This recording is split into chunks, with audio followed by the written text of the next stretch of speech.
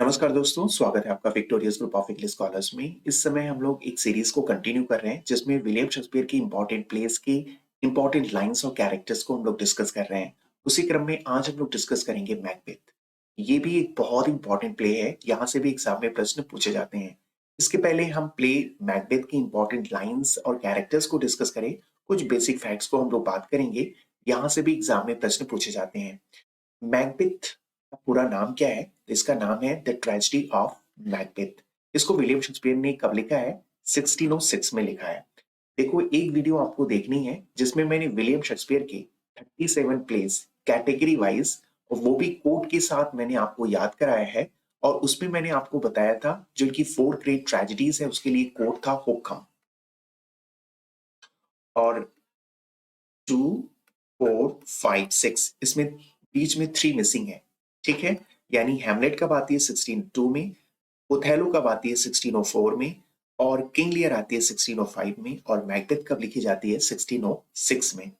इसके बाद आपको याद रखना है मैकबेथ का सोर्स विलियम शेक्सपियर ने कहां से लिया है, तो Raphael Holinshed's the chronicle of England Scotland Ireland से लिया है। देखो, विलियम शेक्सपियर ने कुल 13 प्लेस का सोर्स एक जगह से लिया है, और वो जगह है Raphael Holinshed the chronicles of England Scotland Ireland. वो 13 इनके प्लेस कौन कौन से हैं? पहले तो 10 जो इनकी हिस्टोरिकल प्लेस है उसका सोर्स, और साथ में जो है सिम्बेलाइन, मैकबेथ और किंग लियर, ये कुल मिलाकर के 13 ऐसे प्लेस हैं जिसका सोर्स विलियम शेक्सपियर ने कहां से लिया है? रॉफेल के हॉलिंसेट क्रॉनिकल से लिया है। इसके बाद आपको याद रखना है मैकबेथ की सेटिंग। बार बार यहां से प्रश्न पूछा गया है। इसका सेटिंग है स्कॉटलैंड और England. Most of the setting कहां होती है? स्कॉटलैंड में।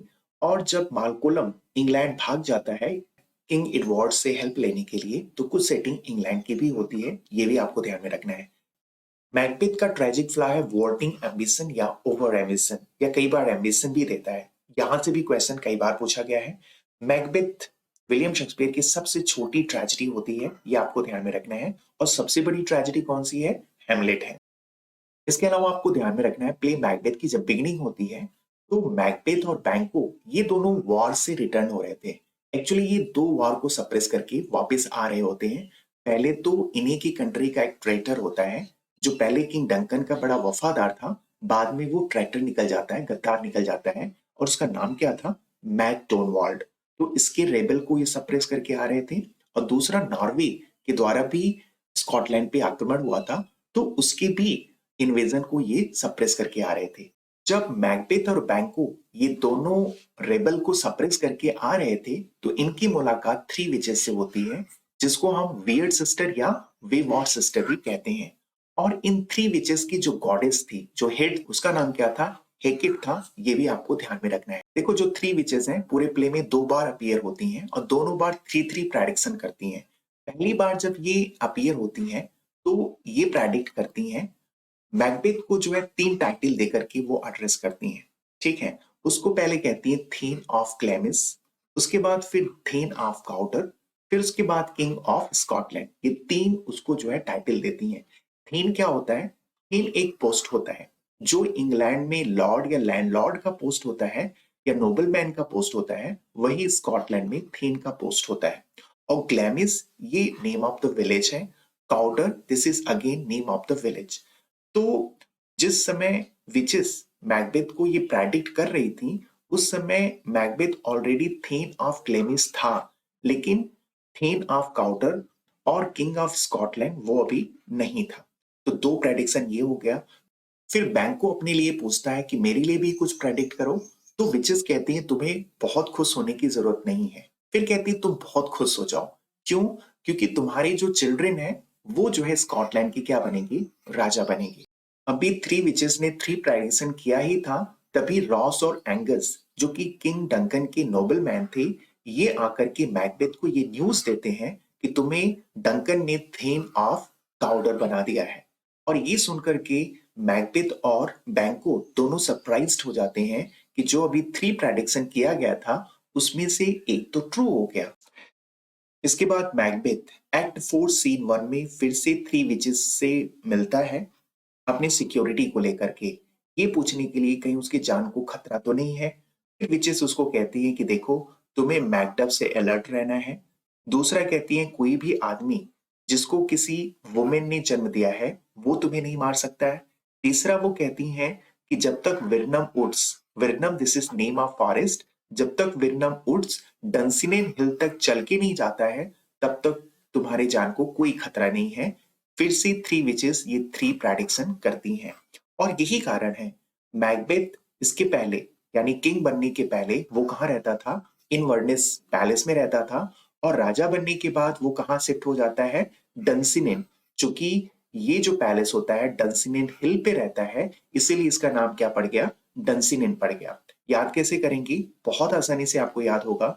देखो इनवर्नेस आई से स्टार्ट हो रहा है और इनकाउंटर है, ये भी आई से स्टार्ट हो रहा है। तो इनवर्नेस पैलेस में वो किंग डंकन का क्या करता है, इनकाउंटर करता है यानी उसकी हत्या करता है। और डंसिनेन देखो डी से स्टार्ट हो रहा है और डंसिनेन में ही इसकी क्या हो जाती है, डेथ हो जाती है। इनफैक्ट इसका मर्डर हो जाता है। इसके बाद देखो लेडी मैकबेथ को फोर्थ विच भी कहा जाता है और गोथे तो इसको सुपर विच भी कहते हैं। ये भी प्रश्न एग्जाम में पूछा जा चुका है। प्ले मैकबेथ की बिगिनिंग विचेस के speech when shall we three meet again in thunder lightning और इन रेन से स्टार्ट होती है और प्ले का एंड जो है मालकोलम की स्पीच के साथ होता है। देखो ऐसा माना जाता है कि विलियम शेक्सपियर प्ले मैकबेथ को उस समय घटना घटित हुई थी नवंबर 1605 में गन पाउडर प्लॉट, इससे भी प्रेरित होकर के इस प्ले को लिखा था। गन पाउडर प्लॉट क्या है ध्यान से समझिए। देखो क्रिश्चियन रिलीजन दो भागों में बटा हुआ है, एक तो है रोमन कैथोलिक और दूसरा रोमन कैथोलिक की विचारधारा से ही अलग होकर के एक दूसरा धर्म बनता है, वो होता है प्रोटेस्टेंट। ठीक है, अब पूरी बात क्या है आप समझिए। देखो जो क्वीन एलिजाबेथ है जिनका टाइम पीरियड होता है 1558 से लेके 1603, ये क्या होती हैं, ये प्रोटेस्टेंट सपोर्टर होती हैं। और इनके टाइम पीरियड में भी जो कैथोलिक रिलीजन में जो फ्रीडम थी उसको काफी दबा दिया गया था, यानी रोमन कैथोलिक के सपोर्टर को उतना फ्रीडम नहीं मिल पाया था। इसके बाद क्या होता है 1603 में जब क्वीन एलिजाबेथ का डेथ होता है तो फिर कौन राजा बनता है, जेम्स फर्स्ट राजा बनते हैं। और ये भी क्या होते हैं, ये भी एक प्रोटेस्टेंट होते हैं। और ये रोमन कैथोलिज्म के सपोर्टर को अच्छा नहीं लगता है, उनको ये लगता था कि कोई रोमन कैथोलिक रिलीजन को सपोर्ट करने वाला राजा बने। फिर क्या होता है, कुछ रोमन कैथोलिज्म के सपोर्टर जैसे गाय फॉक्स और उसके बाद जो है रॉबर्ट कैट्सबाय, इसके अलावा और बहुत सारे लोगों ने एक प्लान बनाते हैं कि हम जो है 1605 में पूरे हाउस ऑफ पार्लियामेंट को डायनामाइट से एक्सप्लोड कर देंगे, जिसमें जेम्स फर्स्ट और उसके साथ जितने भी इनके सपोर्टर्स हैं सबकी एक साथ हत्या हो जाएगी। फिर बाद में हम किसी ऐसे को राजा बनाएंगे जो रोमन कैथोलिक रिलीजन को सपोर्ट करता हो। लेकिन इन सभी की कॉन्स्पिरेसी पकड़ी जाती है। जेम्स फर्स्ट इन सबको जो है बीहेड करके चौराहे पर इनके सर को टंगवा देता है, लोगों को एक स्ट्रिक्ट मैसेज देता है कि जो भी किंग या किंगडम के अगेंस्ट कॉन्स्पिरेसी करेगा उसका अंजाम यही होगा। और ये भी माना जाता है कि विलियम शेक्सपियर ने प्ले मैकबेथ को जेम्स फर्स्ट को खुश करने के लिए लिखा था और इस प्ले को जेम्स फर्स्ट ने देखा भी था। अब हम बात करेंगे प्ले मैकबेथ के मेजर और माइनर कैरेक्टर्स के बारे में। यहां से भी प्रश्न बनते हैं। सबसे पहले डंकन, ये किंग ऑफ स्कॉटलैंड रहते हैं। मालकोलम इनका बड़ा लड़का रहता है जिसको प्ले की बिगनिंग में डंकन अपना उत्तराधिकारी भी घोषित कर देते हैं। बाद में जो है जब किंग डंकन की हत्या होती है तो ये भाग के कहां शरण लेता है, इंग्लैंड में लेता है। इसके बाद डंकन की छोटी लड़की का नाम क्या था, डोनाल्ड पैन, और ये कहाँ भागता है, ये भाग करके आयरलैंड में शरण लेता है। इसके बाद मैकबेथ और बैंको, ये दोनों जो है किंग डंकन के बहुत ही बहादुर सेनापति होते हैं। इसके अलावा आपको 6 नोबल मैन के नेम याद रखना है, यहां से भी प्रश्न बनते हैं। नोबल मैन की नेम याद रखने के लिए आपको अपने माइंड में एक इमेज को क्रिएट करना है। इमेज आपको ये क्रिएट करना है कि मैकडफ और मालकोलम ये दोनों इंग्लैंड में बैठ करके स्कॉटलैंड पर आक्रमण करने की प्लानिंग कर रहे होते हैं। तभी रॉस वहां पे पहुंचता है और रॉस इन दोनों को बताता है कि स्कॉटलैंड में कैसी क्योटिक इस समय स्थिति बनी हुई है। और रॉस मैकडफ और मालकोलम से रिक्वेस्ट भी करता है कि आप जल्दी से जल्दी स्कॉटलैंड पे आक्रमण करें और मैकबेथ की टायरनी से स्कॉटलैंड को बचाएं। उसके बाद रॉस मैकडफ को बताता है कि आपके लिए एक बैड न्यूज है, वो कहता है तुम्हारी वाइफ और तुम्हारे बच्चे की हत्या मैकबेथ ने करवा दी है। ये सुनते ही मैकडफ को बहुत दुख होता है। मालकोलम मैकडफ को कहता है ये दुख एक्सप्रेस करने का टाइम नहीं है। तब फिर मैकडफ क्या करता है, वो अपने मन में चल रहे दुख के थॉट को बदलता है और अपनी टिथ को वो पीसकर अपने एंगर को एक्सप्रेस करता है और कहता है कैसे भी मुझे मैकबेथ से बदला लेना है। बस आपको यही याद रखना है। देखो रॉस और मैकडफ ये तो आपको याद हो जाएंगे और टिथ से आपको याद रखना है मैंटिथ, एंगर से आपको याद रखना है एंगस और कैसे से आपको याद रखना है कैथनस और लेना से आपको याद रखना है लेनॉक्स। ये 6 जो है स्कॉटिश थेन्स या फिर जो है स्कॉटलैंड के नोबल मैन होते हैं। यहां से भी प्रश्न पूछे जा सकते हैं। नेक्स्ट कैरेक्टर है lady Macbeth, lady Macduff, Fleance, he is son of Banquo. Next character है सिटॉन। सिटॉन ये जो है मैकबेथ का मर्डरर होता है, आर्मर होता है। जिसकी भी हत्या करवाना होता था तो मैकबेथ किसको भेजता था, सिटॉन को ही भेजता था। तो सिटॉन हमेशा क्या करता था, स्ले करता था, बड़ी क्रुएलिटी से किसी की मर्डर कर देता था। तो स्ले से सिटॉन को आपको एसोसिएट कर लेना है, अब आप ये नहीं भूलेंगे।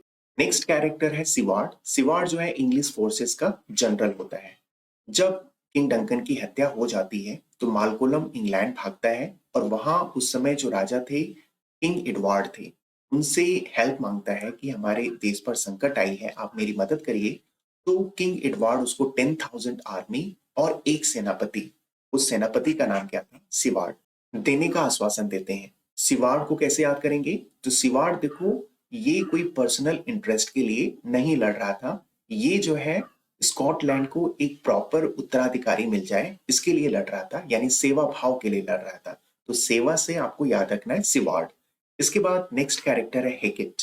हेकेट जो है 3 विचेस की क्या होती है, हेड होती है या गॉडेस होती है। इतने सारे मेजर और माइनर कैरेक्टर्स हैं, यहां से ही प्रश्न पूछे जाएंगे। इन सारे कैरेक्टर्स के नेम आपको याद होना चाहिए। अब हम लोग प्ले मैकबेथ के इंपॉर्टेंट लाइंस को कवर करेंगे। पहली लाइन है fair is foul and foul is fair. ये लाइन विचेस के द्वारा एक्ट 1 सीन 1 में बोली जाती है। इस लाइन का मतलब है कि जो चीजें अच्छी हैं बाद में वही बुरी हो जाएंगी और जो चीजें बुरी हैं वही चीजें अच्छी हो जाएंगी। ये इस लाइन का मतलब है और यही पूरे प्ले की थीम भी होती है। जो घटना आपको अच्छी दिखेगी वही बाद में बुरी हो जाती है और जो चीजें बुरी होती हैं वही फिर अच्छी हो जाती हैं। प्ले के बिगिनिंग में डंकन को लगता है कि मैकबेथ एक बहुत ही बहादुर, देशभक्त और विश्वास पात्र जनरल है, लेकिन बाद में वो विश्वासघात कर जाता है और वही किंग डंकन की हत्या भी कर देता है। इसी तरीके से मैकबेथ और लेडी मैकबेथ ये समझते हैं कि किंग डंकन की हत्या करने के बाद ये खुद राजा रानी बन जाएंगे और बहुत ही सुखमय जीवन जिएंगे, लेकिन जस्ट अपोजिट हो जाता है। ये जो है किंग डंकन की हत्या करने के बाद अपराध बोध से भर जाते हैं और यही इनकी डाउनफॉल और अल्टीमेटली इनकी डेथ का भी कारण बन जाता है। तो ध्यान रखना, प्ले में जो चीजें आपको फेयर दिखेंगी बाद में वही फाउल हो जाती हैं और जो फाउल होती हैं फिर वही क्या हो जाती हैं, फेयर हो जाती हैं। और ये लाइन विचेस के द्वारा बोली गई है। नेक्स्ट लाइन है but this strange and often times to win us to our harm the instruments of darkness tell us truth win us with the honest trifles to betrays in deepest consequences। ये line बैंकों के द्वारा act 1 scene 3 में बोला जाता है। बैंको ये लाइन किस सिचुएशन में बोलता है वो आप समझिए। अभी अभी विचेस ने 3 प्रेडिक्शन किया था। मैकबेथ के लिए बोला था कि तुम जो है थेन ऑफ काउडर बनोगे, फिर उसके बाद जो है किंग ऑफ स्कॉटलैंड बनोगे। और ये प्रेडिक्शन हुआ ही था कि उसके बाद रॉस और एंगस आते हैं और मैकबेथ को ये न्यूज देते हैं कि किंग डंकन ने तुम्हें थेन ऑफ काउडर बना दिया है। जैसे ही ये न्यूज सुनते हैं मैकबेथ और बैंको एक दूसरे को देखते हैं और बिल्कुल सरप्राइज्ड हो जाते हैं कि अभी अभी तो विजियस ने ये प्रेडिक्शन किया था और अभी अभी ये सही हो गया। तो मैकबेथ तो अंदर ही अंदर खुश हो जाता है कि एक प्रेडिक्शन सही हुआ है तो फिर दूसरा भी सही होगा।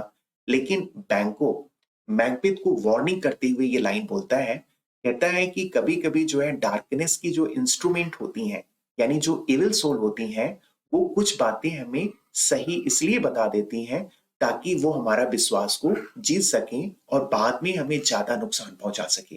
तो ध्यान रखना, ये लाइन किसके द्वारा बोला गया है, बैंको के द्वारा। नेक्स्ट लाइन है there is no art to find mind's construction in the face बहुत ही सुंदर लाइन डंकन के द्वारा बोला जाता है एक्ट 1 सीन 4 में। ठीक है, किंग डंकन कहता है कि देखो, किसी भी व्यक्ति के चेहरे के एक्सप्रेशन को देख करके ये नहीं बताया जा सकता कि वो व्यक्ति क्या सोच रहा है। एक्चुअली यहाँ पे किंग डंकन मैकडोनल्ड के लिए बोल रहा होता है, जो हमेशा किंग डंकन के प्रति वफादार दिखने का दिखावा करता है, लेकिन वो वफादार रहता नहीं है। प्ले के बिगिनिंग में आपको याद आ रहा होगा, जिस रेबल को मैकबेथ और बैंको सप्रेस करके आ रहे थे, वो मैकडोनल्ड का ही रेबल था, जो बाद में किंग डंकन के अगेंस्ट विद्रोह कर देता है। और सेम चीज मैकबेथ के साथ भी होता है। मैकबेथ भी किंग डंकन का बड़ा विश्वास पात्र रहता है, लेकिन बाद में वही विश्वासघात कर जाता है और किंग डंकन की हत्या कर देता है। नेक्स्ट लाइन है, to beguile the time, look like the time, bear welcome in your eye, but your hand, your tongue look like innocent flower, but be the serpent under it। ये line lady Macbeth के द्वारा act 1 scene 5 में बोला जाता है। देखो, यहाँ पे लेडी मैकबेथ मैकबेथ को कन्विंस कर लेती है किंग डंकन की हत्या करने के लिए। चूंकि king Duncan as a routine visit Macbeth के पैलेस आ रहे थे रात को स्टे करने के लिए, तो चूंकि इनकी प्लानिंग हो चुकी थी कि हम लोग किंग डंकन की हत्या करेंगे, तो यहाँ पे लेडी मैकबेथ मैकबेथ को एडवाइस कर रही है। फिर ये लाइन लेडी मैकबेथ बोलती है, to beguile the time, look like the time, bear welcome in your eye. इस लाइन का मतलब ये है, किंग डंकन के सामने एक वेलकमिंग होस्ट की तरह अपने आप को तुम्हें प्रेजेंट करना है। और your hand, your tongue look like innocent flower, but be the serpent under it. और इस लाइन का मतलब ये है, तुम्हारे जो बॉडीली एक्सप्रेशन है वो एक नॉर्मल आदमी की तरह होने चाहिए, एक इनोसेंट फ्लावर की तरह होने चाहिए, ताकि किसी को भी हमारे इंटेंशन के बारे में सस्पेक्ट ना हो। नेक्स्ट लाइन है, if it were done when this done, then they were well, it were done quickly. देखो, मैकबेथ इस समय रेस्टलेस सिचुएशन में है, उसके मन की शांति इस समय खो चुकी है। वो किंग डंकन की हत्या बिल्कुल नहीं करना चाहता था। ये जो है सिर्फ लेडी मैकबेथ के कहने पे कर रहा है, क्योंकि लेडी मैकबेथ उसको कन्विंस करती है कि बस तुम्हें राजा की हत्या करना है, हम लोग राजा रानी बनेंगे, उसके बाद तो सब कुछ नॉर्मल हो जाएगा। तो मैकबेथ को लगता है कि अगर किंग डंकन की हत्या करने के बाद सब कुछ बिल्कुल नॉर्मल हो जाएगा, तो इस चीज को जितने जल्दी कर लिया जाए उतना बेहतर होगा। इस लाइन का मतलब है। नेक्स्ट लाइन है, away mock the time with fairest so, false face must hide what the false heart doth know। ये लाइन मैकबेथ एक्ट 1 सीन 7 में बोलता है। ठीक ऐसी ही लाइन लेडी मैकबेथ ने भी बोला था, the beguile the time, look like the time, जो अभी अभी हम लोगों ने डिस्कस किया। यहाँ पे ये लाइन मैकबेथ तब बोलता है जब ये पूरी तरीके से कन्विंस्ड हो जाता है किंग डंकन की हत्या करने के लिए। यहाँ पे मैकबेथ खुद के लिए और लेडी मैकबेथ के लिए कहता है कि हम अपने फेयरेस्ट सो यानी इनोसेंट चेहरे से टाइम को भी मॉक करेंगे, यानी टाइम का भी उपहास करेंगे। टाइम के सामने किसी की बुराई छिपती नहीं है, लेकिन हम लोग टाइम को भी अपनी बुराई को छिपाएंगे। और जो हमारे दिल में ट्रेचरस इंटेंशन है, जो क्रूएल इंटेंशन है, उसको हम फॉल्स फेस से हाइड कर देंगे। ये लाइन कौन बोलता है? मैकबेथ बोलता है एक्ट 1 सीन 7 में। नेक्स्ट लाइन है, the moon is down, I have not heard the clock. ये लाइन फ्लियांस, जो कि बैंको का लड़का रहता है, एक्ट 2 सीन 1 में बोलता है। और ये लाइन फ्लियांस तब बोलता है जब बैंको फ्लियांस से पूछता है कि टाइम कितना हुआ, तो फ्लियांस बोलता है कि मून जो है अस्त हो चुका है और मैंने घड़ी तो नहीं देखा है। नेक्स्ट लाइन है, is this dagger which I see before me, the handle toward my hand, come let me clutch thee. ये लाइन मैकबेथ के द्वारा एक्ट 2 सीन 1 में बोला जाता है। और ये एक्चुअली हेलुसिनेशन होता है। हेलुसिनेशन का मतलब भ्रम होता है, मति भ्रम या दृष्टि भ्रम। यानी एक उसको भ्रम दिखाई देता है कि उसके सामने क्या है, एक डैगर है। डैगर यहाँ पे जो है ब्लडी डीड को रिप्रेजेंट कर रहा है, क्योंकि वो एक कुकृत्य करने जा रहा है। उसी कुकृत्य को यहाँ पे एज ए डैगर की तरह प्रेजेंट किया गया है। वो अपने सामने देखता है और बार बार उसका जो हैंडल था उसके हाथों की तरफ था और उसको पकड़ने की कोशिश कर रहा था, लेकिन वो पकड़ नहीं पा रहा था। तो ये लाइन ध्यान रखना, मैकबेथ के द्वारा एक्ट 2 सीन 1 में बोली जाती है और ये मैकबेथ की हेलुसिनेशन होती है। नेक्स्ट लाइन है, had he not resembled my father as he slept I had done it. ये लाइन लेडी मैकबेथ के द्वारा बोला जाता है एक्ट 2 सीन 2 में। यहाँ पे लेडी मैकबेथ कह रही है कि यदि किंग डंकन सोई हुए अवस्था में मेरे फादर की तरह नहीं दिखते तो मैं उनकी हत्या कर देती। नेक्स्ट लाइन है, Whence is that knocking? How is it with me when every noise appeals me? What hands are here? Ha! They pluck out mine eyes. Will all great Neptune's ocean was this blood clean from my hand? No, this my hand will rather the multitudinous seas incarnate, making the green one red. ये line कौन बोलता है? Macbeth बोलता है act 2 scene 2 में। देखो अभी अभी मैकबेथ किंग डंकन की हत्या करके आता है। वो बिल्कुल डरा हुआ है। उसको हर एक चीज अब डरा रही है।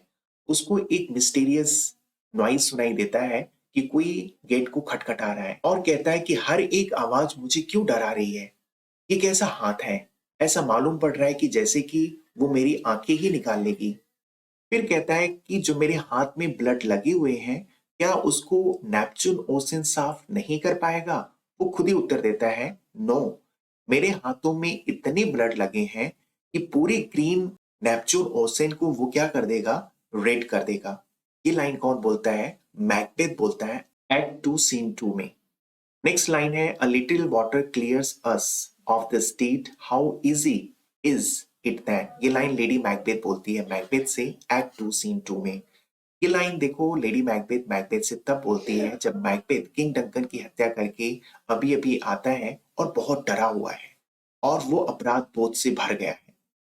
फिर लेडी मैकबेथ कहती हैं कि थोड़े से पानी से ये जो हमारा डीड है ना, वो सब साफ हो जाएगा, बहुत आसान है। हालांकि लेडी मैकबेथ ने बहुत आसानी से ये लाइन मैकबेथ को कह देती हैं, लेकिन वो खुद इस अपराध बोध से बाहर नहीं निकल पाती हैं। मैकबेथ तो आगे चल करके इस अपराध बोध का सब्स्टिट्यूशन निकाल लेता है, वो कुछ और मर्डर करने में बिजी हो जाता है। लेकिन लेडी मैकबेथ तो पूरी लाइफ टाइम इसी अपराध बोध में लिप्त रहती हैं। ये हम लोग स्लीप वॉकिंग सीन में भी देखते हैं और अल्टीमेटली इसी गिल्ट की वजह से उनकी डेथ भी हो जाती है। नेक्स्ट लाइन है, methought I heard a voice cry sleep no more, Macbeth doth murder asleep the innocent sleep, sleep that meets up the ravelled sleep of care, the death of each day's life। ये एक imaginary voice Macbeth तब सुनता है जब king Duncan की हत्या करता है एक्ट 2 सीन 2 में। देखो इस लाइन का मतलब ये है, ये जो इमेजिनरी वॉइस है मैकबेथ से कहती है कि तुमने एक जघन्य अपराध किया है, एक हीनियस क्राइम किया है। क्यों? क्योंकि तुमने एक ऐसे व्यक्ति की हत्या किया है जो सो रहा था और उससे भी बड़ी बात है कि वो डिफेंसलेस था, वो अपना बचाव भी नहीं कर पाया। और मैकबेथ ने एक ऐसा एग्जाम्पल सेट किया है अपने लिए भी और सबके लिए भी कि सोता हुआ व्यक्ति अब सुरक्षित नहीं है। सोता हुआ व्यक्ति ऐसा माना जाता है कि वो शांति की अवस्था होती है, सुरक्षित अवस्था होती है, एक कंफर्ट की अवस्था होती है।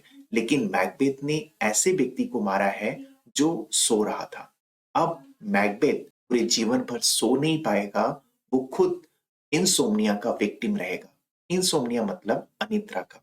तो ध्यान रखना ये लाइन किसके द्वारा बोला जाता है? मैकबेथ के द्वारा। नेक्स्ट लाइन है, to show an unfelt sorrow is an office which the false man does easy. ये लाइन मालकोलम बोलता है एक्ट 2 सीन 2 में। सिचुएशन क्या होती है? देखो डंकन की हत्या हो चुकी है, सभी लोग इकट्ठा हुए हैं। मालकोलम भी है, डोनाल्ड बैन भी है, मैकबेथ, लेडी मैकबेथ, बैंको, मैकडफ, सभी लोग इकट्ठे हुए हैं। और फिर बैंको कहता है कि देखो यहाँ पे हम सभी लोग अपने नाइट ड्रेस में हैं, सभी लोग जाएंगे और यूनिफॉर्म पहन के आएंगे। उसके बाद हम लोग मीटिंग करेंगे, जो भी मर्डरर है उसको पकड़ा जाएगा, उसको जो है कड़ी से कड़ी सजा दी जाएगी। और सभी लोग एग्री करते हैं और सब चले जाते हैं। सिर्फ मालकोलम और डोनाल्ड बैन वहां पे बचता है। फिर मालकोलम ये लाइन बोलता है कि जो गलत व्यक्ति है ना, वो दिखावा बड़ा अच्छा कर लेता है। और मालकोलम को डाउट हो जाता है, हालांकि किसी पर्टिकुलर व्यक्ति पे डाउट नहीं होता है, लेकिन उसको डाउट ये हो जाता है कि कोई ऐसा व्यक्ति है जो राजा बनने की इच्छा रखता है और अगर वो राजा बनने के लिए किंग डंकन की हत्या कर सकता है तो वो मेरी भी कर सकता है। इसीलिए वो डिसाइड करता है कि मेरा यहाँ रहना उचित नहीं है। फिर वो मालकोलम कहाँ भाग जाता है? इंग्लैंड में भाग जाता है। मालकोलम की बात से एग्री करते हुए डोनाल्ड बैन एक्ट 2 सीन 3 में बोलता है, where we are there is daggers in men's smiles, the nears in blood, the nearest bloody.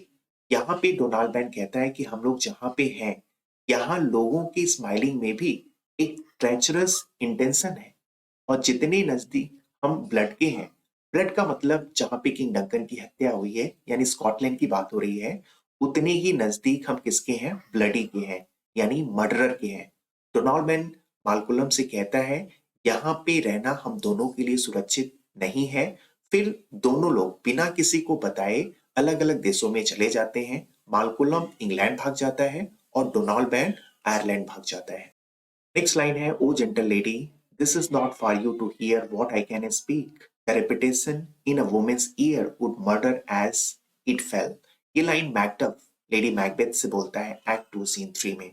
देखो ये लाइन कब बोली जाती है? लेडी मैकबेथ अपने चैम्बर से बाहर आती है और इस तरह से शो ऑफ करती है कि जैसे कि उसको कुछ भी नहीं पता हो, और मैकडफ से पूछती है क्या हुआ। फिर मैकडफ लेडी मैकबेथ को ओ जेंटल लेडी कह के एड्रेस करता है और कहता है कि देखो न्यूज इतना क्रूएल और हार्श है कि एक महिला की कान उसको नहीं सुन सकती है। और उस समय तो मैकडफ को ये पता भी नहीं चल पाया था कि ये सब किसके द्वारा कराया गया है, लेडी मैकबेथ के द्वारा कराया गया है। नेक्स्ट लाइन है, to be thus is nothing but to be safely thus. ये लाइन मैकबेथ एक्ट 3 सीन 1 में बोलता है। देखो ये लाइन मैकबेथ तब बोलता है, हालांकि वो किंग बन चुका है किंग डंकन की हत्या करने के बाद, फिर भी वो अपने आप को सिक्योर फील नहीं कर रहा है। उसको डर है कहीं उसकी पावर चली ना जाए। उसके पीछे दो कारण है। पहला तो उसको ये डर रहता है क्योंकि उसका कोई उत्तराधिकारी नहीं होता है। उसके मरने के बाद फिर से राजा कौन बनेगा, इस बात का भी उसको एक डर सता रहा है। दूसरा, उसको वो प्रोफेसी याद आ रहा है विचेस का कि स्कॉटलैंड के जो किंग होंगे वो तो बैको के चिल्ड्रेन होंगे।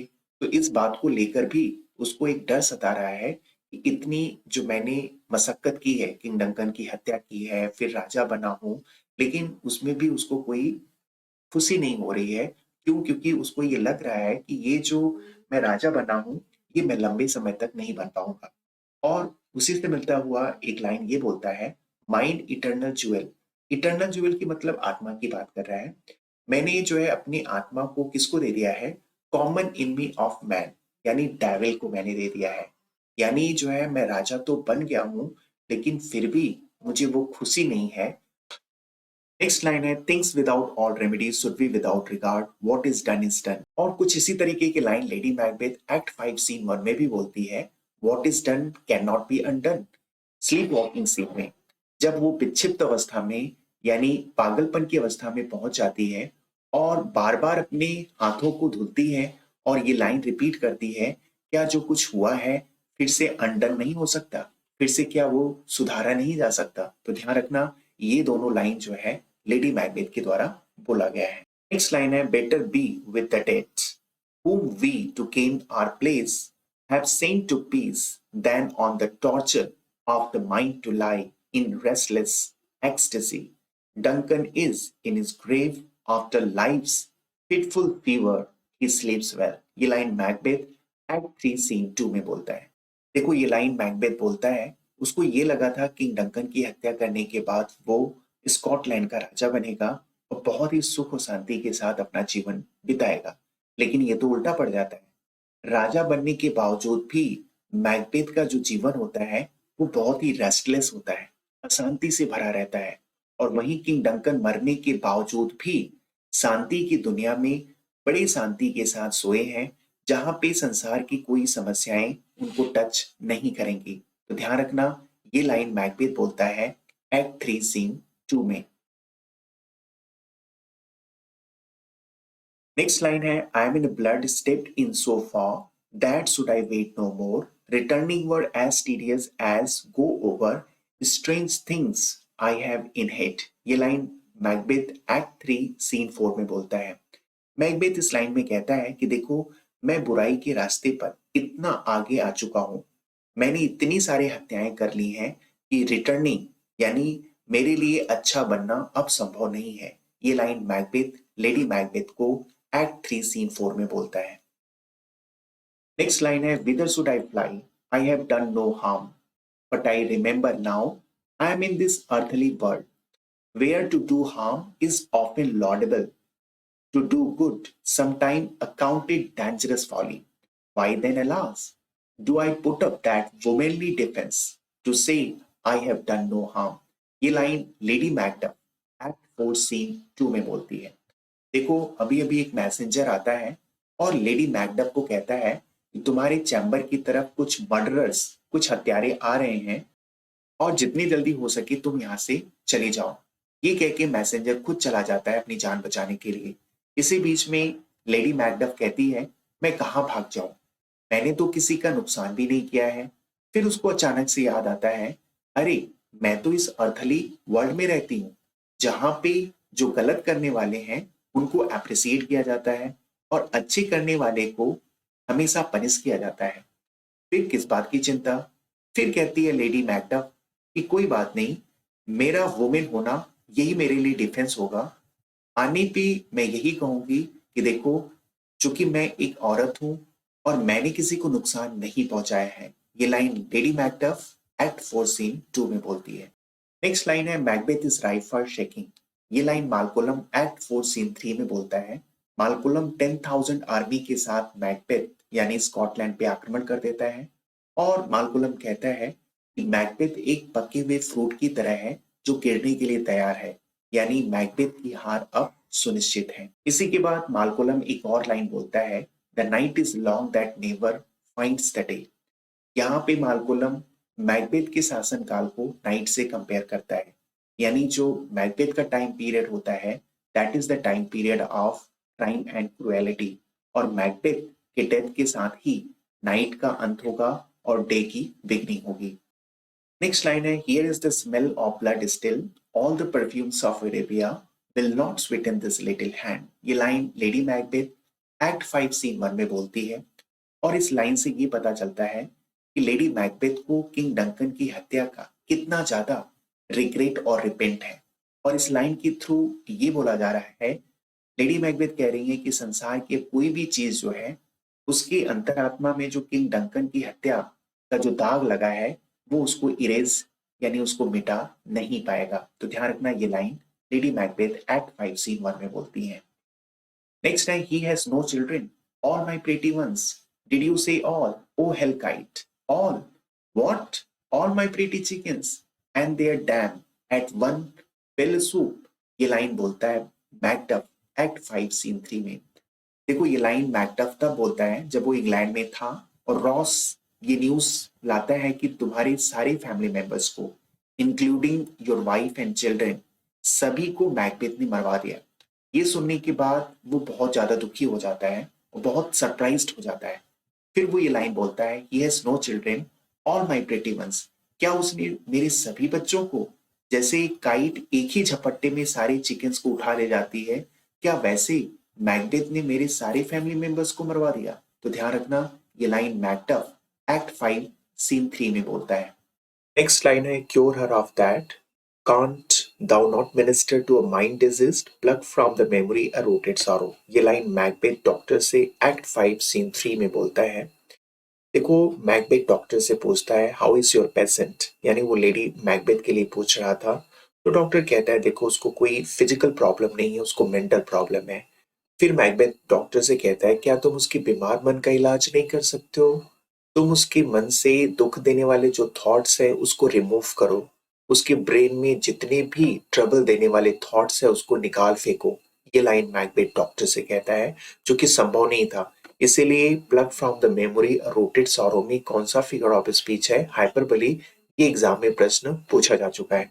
नेक्स्ट लाइन है, tomorrow and tomorrow creeps in this petty pace out out brief candle life is but a walking shadow a poor player that struts and freights his hour upon the stage and then is heard no more. It is a tale told by an idiot full of sound and fury signifying nothing। ये line Macbeth act scene 5 में बोलता है और ये line exam में कई बार पूछा जा चुका है। देखो ये लाइन मैकबेथ पैसिमिज्म की अवस्था में बोलता है। इस समय वो बिल्कुल निराश हो चुका है। उसका कारण ये होता है कि लेडी मैकबेथ सुसाइड कर चुकी हैं। उसके बहुत सारे खुद के सैनिक उसका साथ देने से मना कर दिए हैं। इसके अलावा जो है मालकोलम की सेना डंसिनेन हिल पर आक्रमण कर दी है। मैकबेथ को अपना खुद का डेथ बिल्कुल नजदीक दिख रहा है। उस अवस्था में मैकबेथ ये लाइन बोलता है कि लाइफ जो है एक इडियट के द्वारा बताई गई कहानी है जिसमें साउंड तो बहुत है लेकिन उसमें मीनिंग बिल्कुल नहीं है। देखो, मैकबेथ इस लाइन को एक और पर्पस से बोला है, अपना डिफेंस करने के लिए। अगर लाइफ मीनिंगलेस है तो उसके द्वारा जितने भी मर्डर किए गए हैं उसका भी उसके ऊपर इम्पैक्ट नहीं आएगा। तो ध्यान रखना, ये लाइन मैकबेथ एक्ट 5 सीन 8 में बोला है। देखो, इस तरह से प्ले मैकबेथ के सारे इंपॉर्टेंट फैक्ट्स, लाइंस और कैरेक्टर्स को हम लोगों ने बहुत अच्छे से डिस्कस किया है। एग्जाम में आपको यहीं से प्रश्न पूछे जाएंगे। नेक्स्ट वीडियो में विलियम शेक्सपियर के किसी और प्ले को डिस्कस करेंगे। आज के लिए बस इतना ही। धन्यवाद। Thank you.